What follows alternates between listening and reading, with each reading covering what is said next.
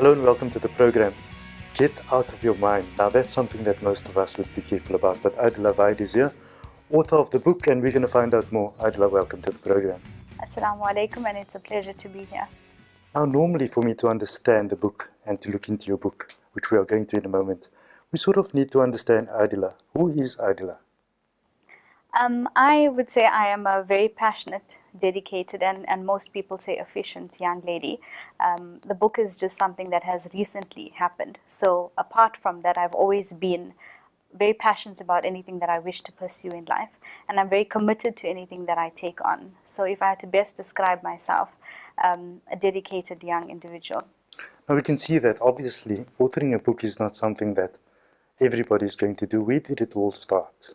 Well, it all started with me penning down my thoughts over the past 4 years of my life. So through each challenge that I had ever been faced with, I would basically go into the diary and write down thoughts and then do a lot of research and reading into how can I manage the current situation of my life. And I've always been a book lover, very passionate about reading, and I've got a very nice library of interesting books, more self-help.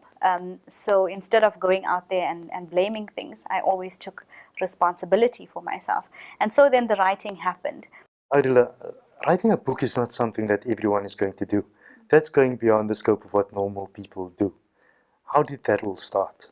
Okay, well, firstly, I agree with you because almost everybody can't wait to get out of school so that we can put the pens down, or out of your tertiary education and not open a book or not read a book or not get involved in that way. But I have always been an avid book reader. I love reading. I'm very passionate about reading. But also when it comes to writing, I feel that the best way in order for me to express myself is by writing. And based on the challenges that I faced over a period of time in my life, I've always decided to pen those thoughts and then do research whilst I'm penning those thoughts, and then ask questions and answers and do a lot of self-introspection, but on paper. And it's been 4 years later, and an opportunity posed where I actually decided to put that into birth of an actual book. So, like I mentioned, it's not something that's very easy to do. Before we go into the content itself, what are some of the challenges you faced during the writing process itself? I think the biggest challenge for me was, what are people going to say when they read this? What do I want? What difference do I want to make to the person that's going to read it? And then a lot of things I would write down and actually retract and say, okay, that can't go in and this can go in. So it's more on what impact would I create on someone else's life when I was writing, because the book is focused on each individual and how best it can assist them. So the greatest challenge was having the right time, obviously, to sit down and pen those thoughts, but also saying, okay, hold on, is this good or is this bad for the person that's going to be reading it? So for me, that was the challenge. You've got an interesting title, Get Out of Your Mind, and I noticed that you've got 7 steps to creating long-term success and lifelong fulfillment. When you spoke about writing a book, most people would think along the lines of authoring something like a Harry Potter story or something of that nature. But this is intricate content. Yes, it is. What inspired that aspect? As I said a few minutes ago, I've been through challenges in my life, right? And then I needed a get out of your mind to help me at that time. And then speaking about the title of the book, within the confinement of the mind, yours and mine both, there's a lot of chaos that happens. There's a lot of chatter of the brain that goes on, where there's a voice inside you that actually speaks to you, which you think is you, that you create an identity with, and then that kind of manifests or helps you create the life that you live. And so I realized that the day I got out of my mind and took control of it, that's the day all of the problems started to find its own resolution. And so that inspired the name Get Out of Your Mind. 7 steps to creating fulfillment and success. It's basically 7 chapters of the book touching on different topics that has to do with the mind that you could basically understand and hopefully get out of. I have a feeling when you say get out of your mind, this is something to do with getting out of the box, thinking out of the box, and approaching things in a different way and not the conventional way. Is that who you're targeting as an audience? I'm targeting every individual that needs to realize the magnificence of their existence And I think each one of us are caught up in human drama in this world because we believe, okay, we're human and we need to act out a specific role as a mother, as a daughter, as a sister, as a wife or husband, etc., for in the sense of a male. However, what the book teaches you is that you do not need to get caught up in the drama, but rise above it and understand your significance and magnificence of being a soul. And when you understand the magnificence of being a soul, then you are able to find a certain sort of peace within yourself, which will enable you to handle any situation that life throws at you, and then you'll be able to handle it in the human form. So that's what the book is actually for. It's for anybody that wishes to understand their own mind and realize the capability of themselves. Now you speak about 7 steps. Take us through 1 or 2 of them that might be sort of the highlight ones. The highlight for me is gratitude. I have an entire chapter on gratitude itself and the fact that complaint brings misery and lack of into your life. So the more you complain, you are opening yourself up for more negativity coming into your life. And then I teach you that you cannot blame other people and things for everything that is happening to you in your life. So the first step is gratitude. And there is a detox exercise in that book that teaches you how to become somebody that's more grateful and more appreciative and less of a complainer. And once you're able to do that, you'll see different things happening in your life where all of a sudden all of the problems that you have disappear and you'll think, okay, is this magic or what? But it's actually your own self that has rid the discord out of your life by changing your approach towards the life that you live. I notice you mentioned rid yourself of being a complainer. I'm sure there's many husbands out there that's buying the book for their wives. Well, I would like to think so. A lot of women have bought the book and the feedback has been great, and it's really been pleasant for me to hear women saying, listen, I've tried your 45-day detox, complaint detox, and I've become less of a complainer. And the thing is, it's not only about a relationship, but in every aspect of your life, because you're going to be so busy being grateful for what you have that there's going to be no time to complain. And the more you appreciate something, the less you complain. And that's just one chapter. The other chapters involve the ego, understanding the ego and the role that it plays in your life. There's also a chapter on fear and the way fear controls all of the things that we do in our life, in every aspect or any aspect. And then I touch on business, entrepreneurship, even women that are at home and are housewives, and how fear can affect and understanding fear can actually change their lives. So it's a lot of introspection. It goes into, it explores, the book explores the mind and then the emotions attached to the different aspect of it. Some of these things are sort of, in a way, I wouldn't say mind-boggling, but they are not the run-of-the-mill type of content. And I want you to give me a pragmatic approach to your writing the book. Do you sit there at night thinking about, this is happening to me, I think this is the solution, I need to put that in the book? Do you consult other people, for example? But putting this together is no easy task. I can see that. Well, look, if for those that have read it, they ask me, so how old can you be, or do you need to be to read the book? And a lady had bought it for her 14-year-old. So it's, if you read it, you're going to see, okay, this is plain and simple English.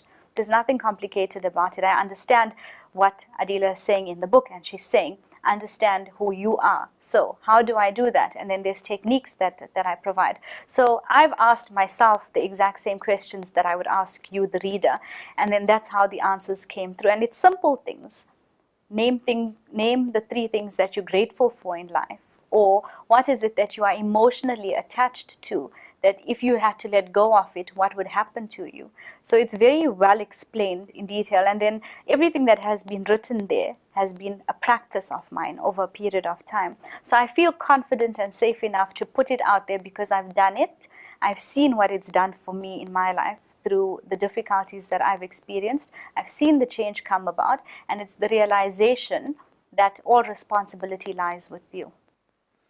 You know, there's an old saying that says that for us to understand what we do have, we need to look at those that don't have. Are those some of the tenets that come through in the book itself? Well, yes and no, because it's easy to say that. Oh, there's people that are less fortunate than us, but you will never be able to truly understand it unless you experience it. So a lot of the elements has been my own life experiences in every aspect, lack of. And then I ask myself, okay, I've been blaming this, this, and this, a lot of external conditions for it. And then it lends to the question as to who is to be blamed here. So when you look at yourself and say, what needs to change within me? Do I need to change physically to change my situation? Do I need to change outer appearances? Then you come to the realization that it's internal change that needs to take place. And I always say this, unless and until you make a decision to say that I wish to change who I am at the deepest core of my existence, and that is your mind.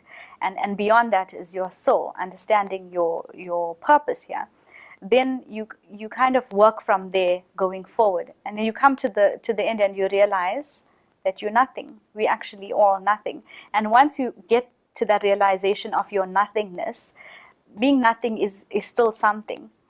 And it sounds very complicated as I explain it, but like I say, and people have say, okay, when you speak, okay, I understand, but I don't understand. How better can I understand it? And then I'll say, okay, read the book. And then the feedback is, okay, I understand completely now. And then if you don't, then I'll tell you, please read chapter 1 at least 3 times. It's on gratitude. Because once you pass that, every other chapter unfolds and becomes very easy. Now, you seem to be a central character in the book itself in terms of your thoughts and philosophies. Right. Are there other people in your life that you sort of drew from to get to the conclusions that you have?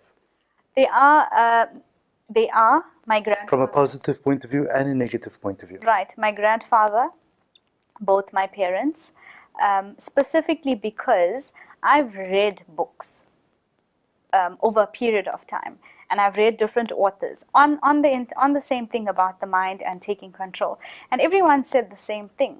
And then I looked to my parents and I looked to my grandfather, and everything that I've been reading, they are living. So I said, okay, hold on, let's go and take this one step further. And then I sat with them personally. I sat with my grandfather over a period of time trying to understand how he has gone to where he is right now in his life, based on what and on what principles. And for him, he says, it's just who I am.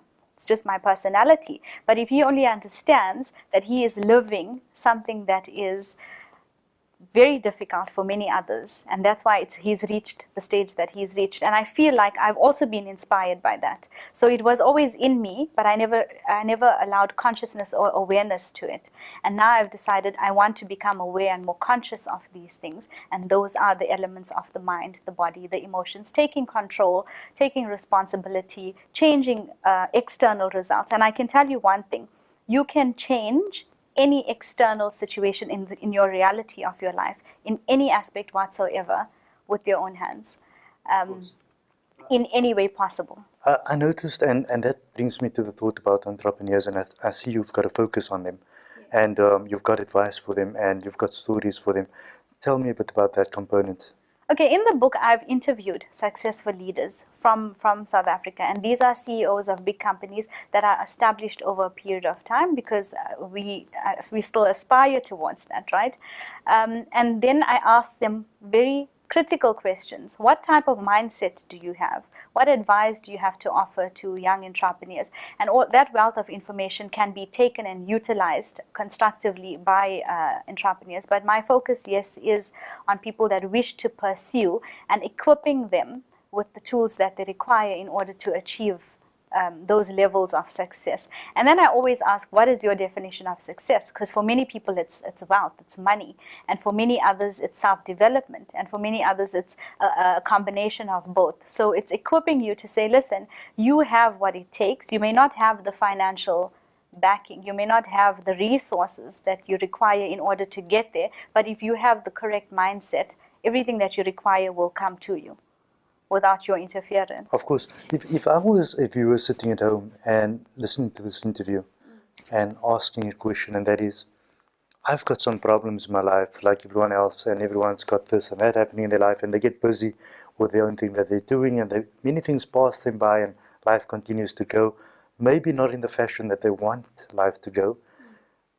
Picking up this book, reading it, what effective changes will they see in their lives? Firstly, they'll learn how to become more appreciative.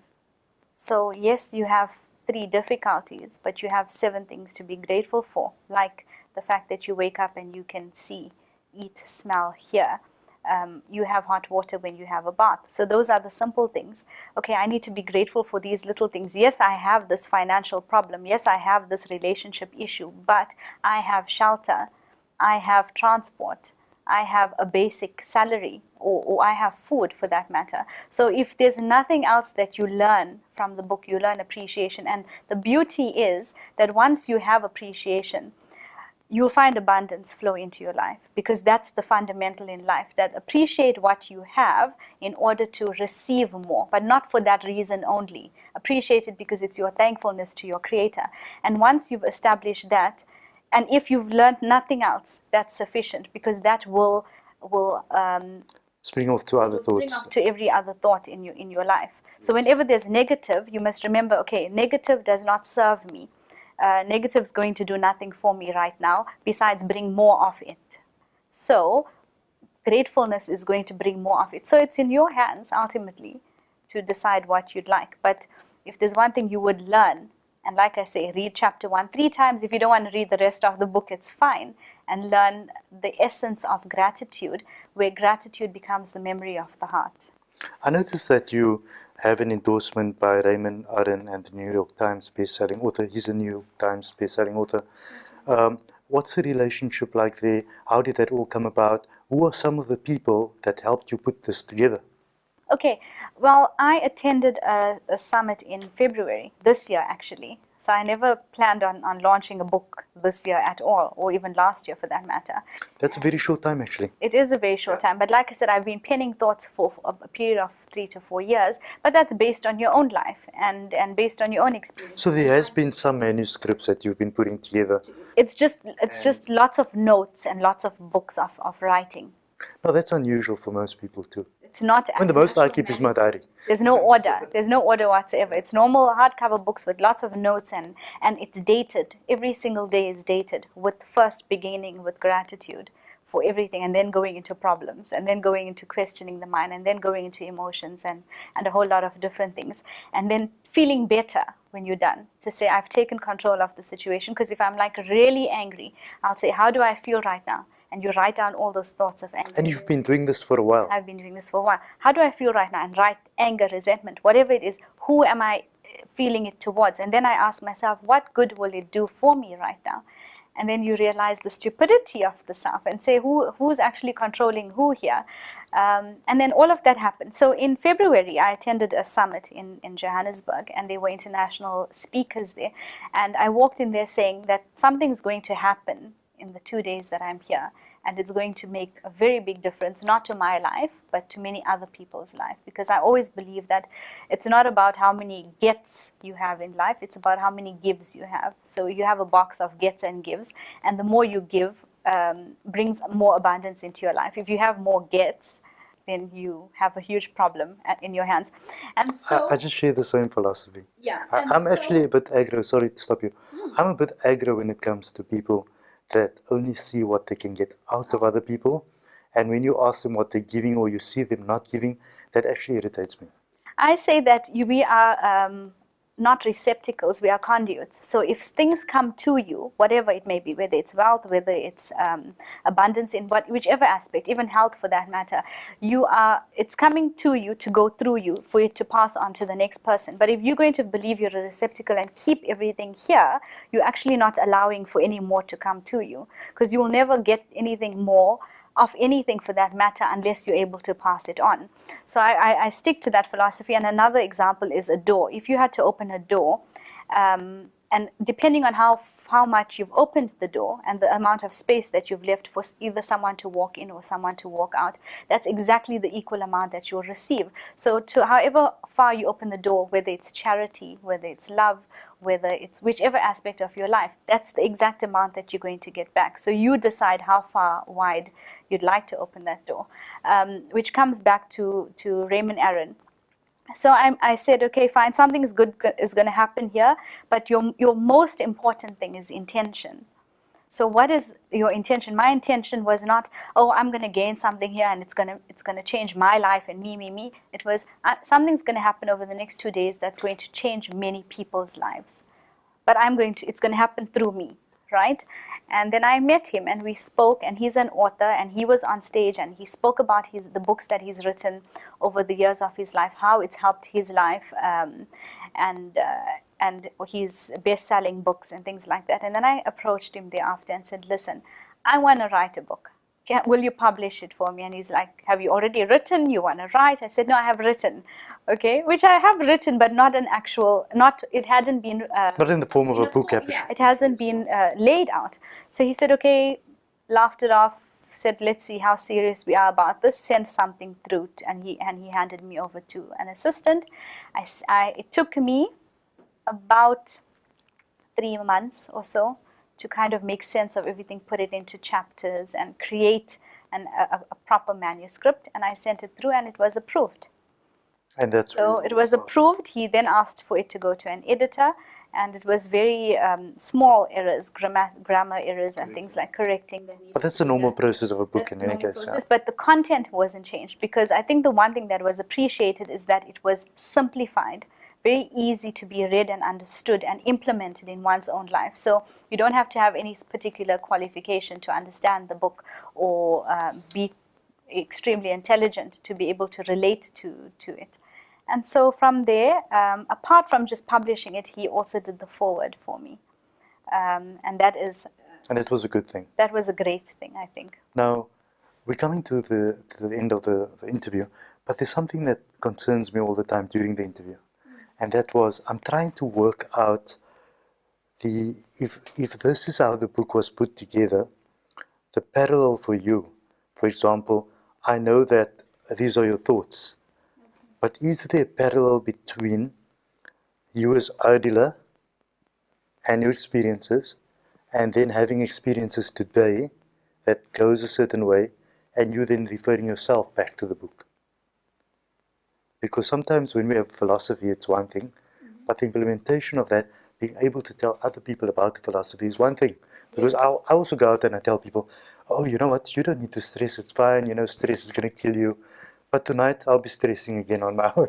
So I know that's going to happen. How do you draw that balance with the book, yourself, and the relation with the book as you, as the author, and an outsider to the book? Okay, well, I've been living the values of the book over a period of time, unconsciously, in order to cope with things that I've had to deal with, which I still deal with. We all do. Everyone has challenges. But you need to bring yourself back sometime to the book? Yes, I read it all the time. See, people, a few readers have said, and even I say, I keep a copy with me all the time, because I need to refer back to it, because I'm human. I may have written. So although you authored it, you sort of go... I may have written it, but we're human, and as long as we have taken a human form, you play a role as a human. So you're going to get caught up in human drama. And I get caught up, and then I'm like, okay, hold on.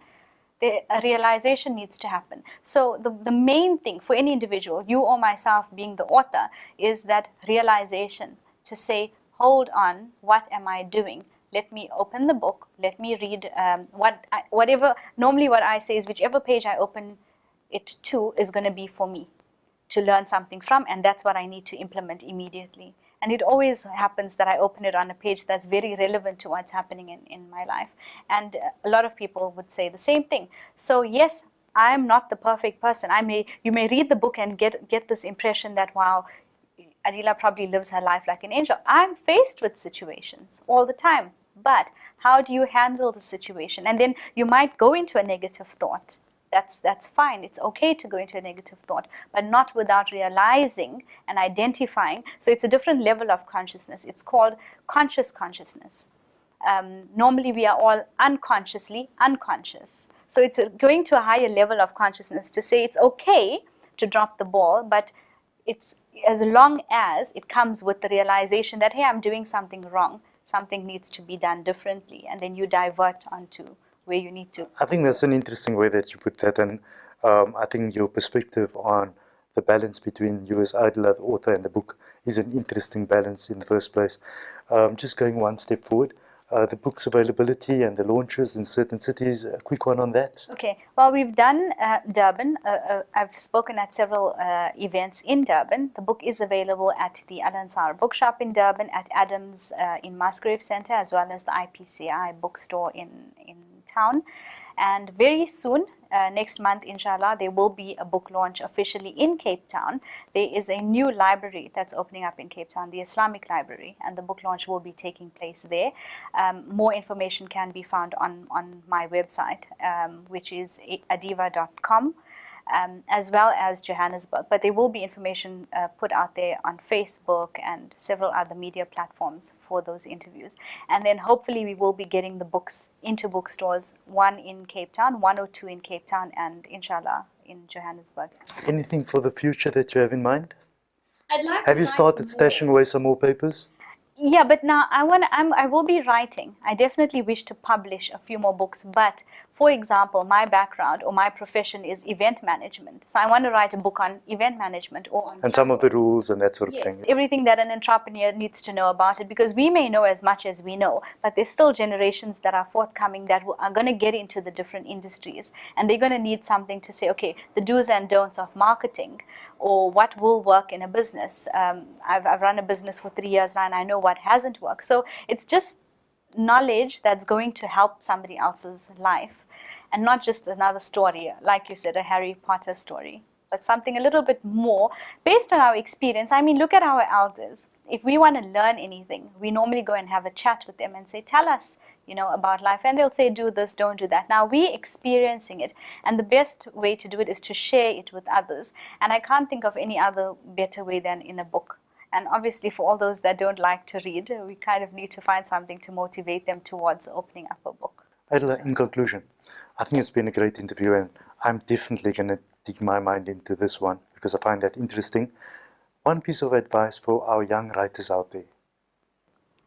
I think be as natural as possible, if I had to say. Don't think too much into if this is going to be bad or good for you, and always write down thoughts. Even if you don't know you're going to be a writer someday, like I didn't know, I had no idea. It's very, very healthy to pen down thoughts and do it for as long as possible and share it with other people. If you feel comfortable with sharing with other people and get their kind of feedback on the things that you're writing, and mostly be comfortable and be in the right mindset when you're writing. So first you need to read, get out of your mind, create the right mindset, and every time you're ready to write, just prepare yourself on all levels, emotionally, physically, and mentally, and then get into it. Adela, thank you for joining us. The next time Mama this is Are You Out of Your Mind, I'm going to be thinking about you. Thank you for joining us. Adela Vahed with her latest book, Get Out of Your Mind. It's on the shelves right now. For more information, visit her website, details on the screen. Visit my website, we'll have a write-up on there at faizalchats.com. Until next time, thank you for joining us. Goodbye.